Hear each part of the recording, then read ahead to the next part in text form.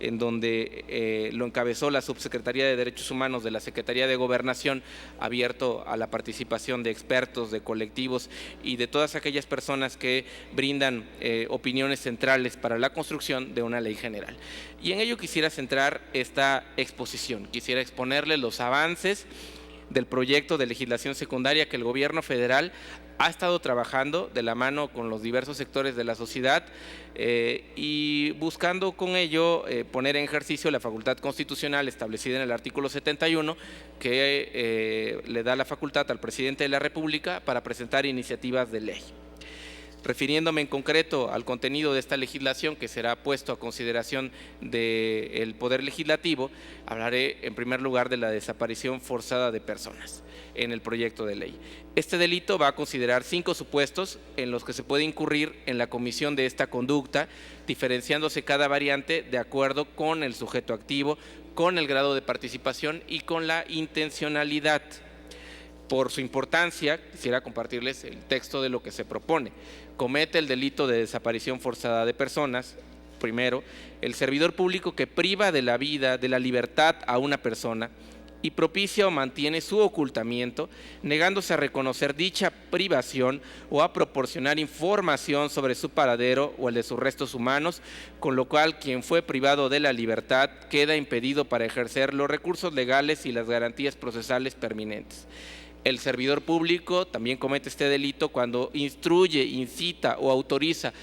a otro o a un particular a privar de la libertad a una persona y a propiciar o mantener su ocultamiento, negándose a reconocer dicha privación o a proporcionar información sobre su paradero o el de sus restos humanos, con lo cual quien fue privado de la libertad queda impedido para ejercer los recursos legales y las garantías procesales pertinentes.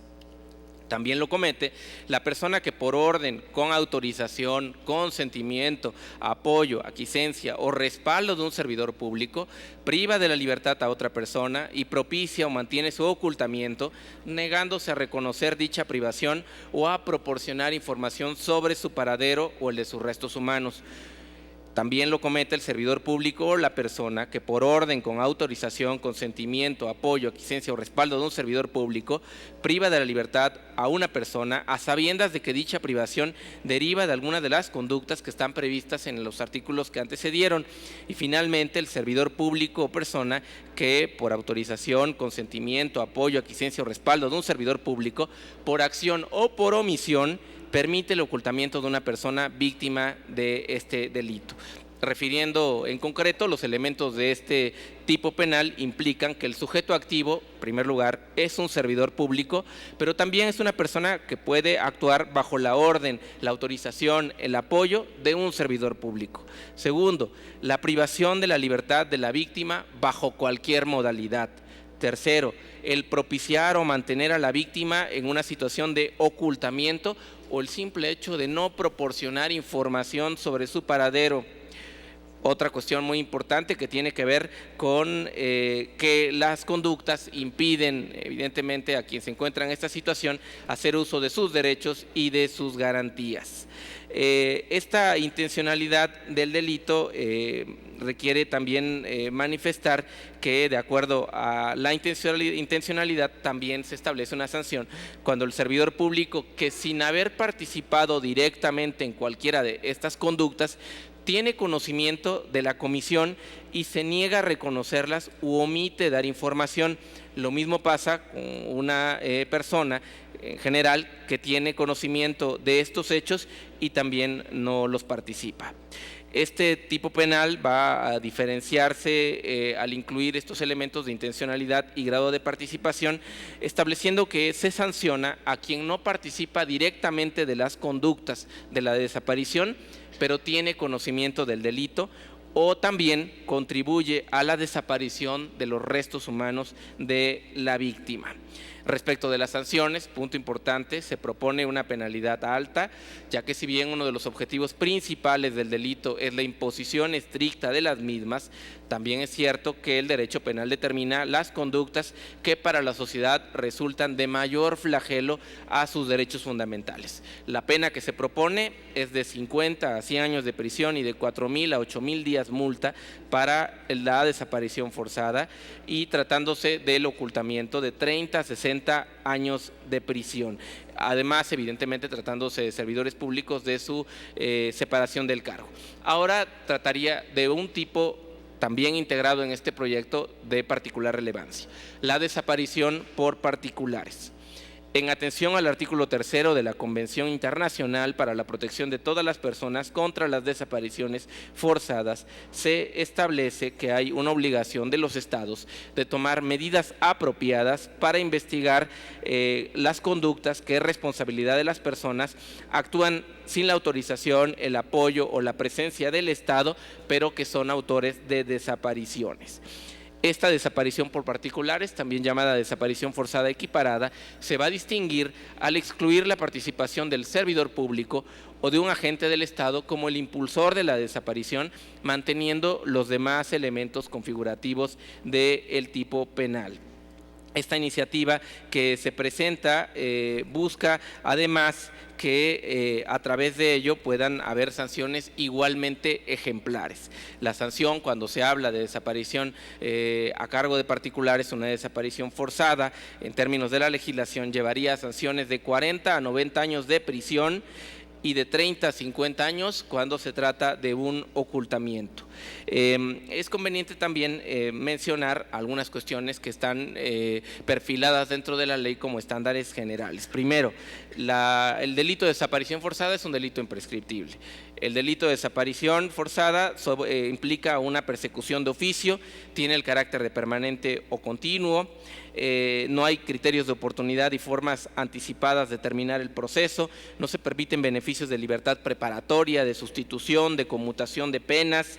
no se pueden invocar circunstancias especiales como causas de justificación o de inculpabilidad. Estamos hablando del tiempo de guerra, de la suspensión de derechos, perturbación grave de la paz pública. No procede la entrega o la extradición de personas cuando hay razones fundadas de que serían víctimas de desaparición forzada en el país de entrega.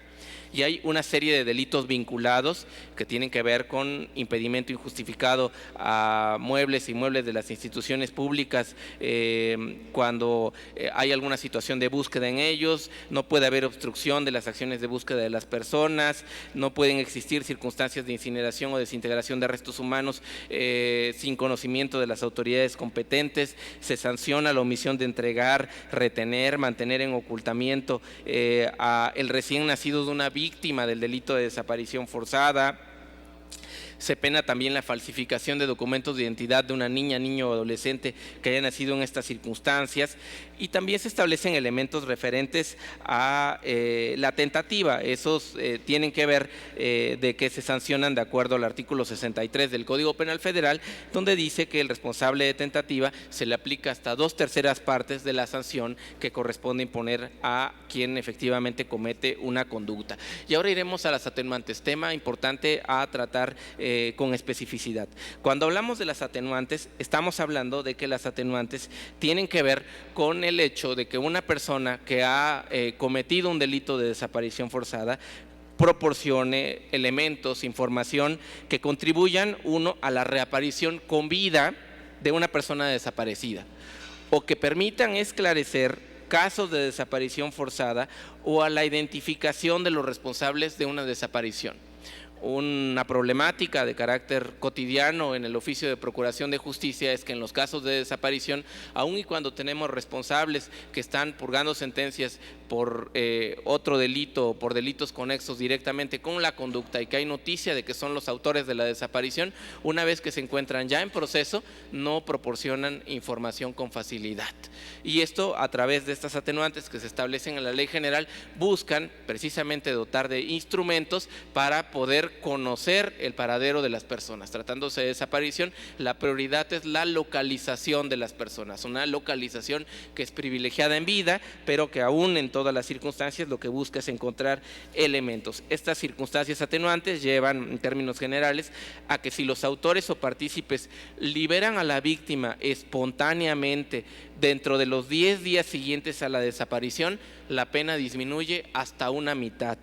Si los autores o partícipes proporcionan información relevante que conduzca a la localización con vida de la persona desaparecida o a dar con el paradero de los restos, la pena disminuye hasta en una tercera parte. Si los autores o partícipes proporcionan información relevante para esclarecer los hechos o identificar a los responsables, disminuye hasta una cuarta parte. Pero asimismo, como hay atenuantes, también hay agravantes, y esos agravantes tienen que ver con los casos en los cuales hay el deceso de la persona desaparecida, la agravante más amplia, cuando las víctimas de desaparición son mujeres, cuando son mujeres embarazadas, cuando son menores de edad, cuando son personas con capacidades diferentes, cuando son personas particularmente vulnerables. Los grupos específicos están considerados dentro de esta ley. A manera de conclusión, para terminar en tiempo y forma, quisiera mencionar